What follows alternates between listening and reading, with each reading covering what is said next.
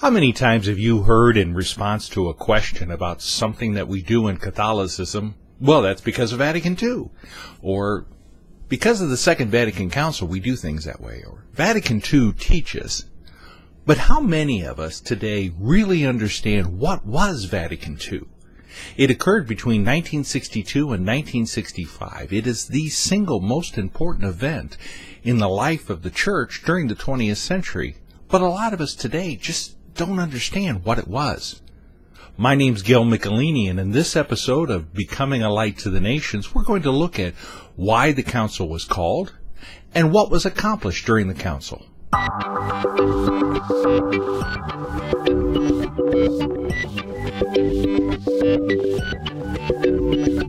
The Second Vatican Council was the 21st of the ecumenical councils of the Church. That's nice. What does that mean? Ecumenical is a Greek word which means the inhabited world. We use ecumenical when we're describing a gathering of like-minded people or everyone involved in a specific thing.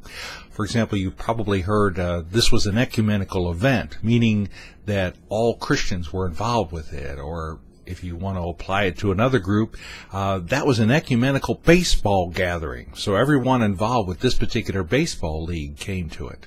That's what the word ecumenical means. The word council is a gathering of the leadership of an organization to decide a specific event.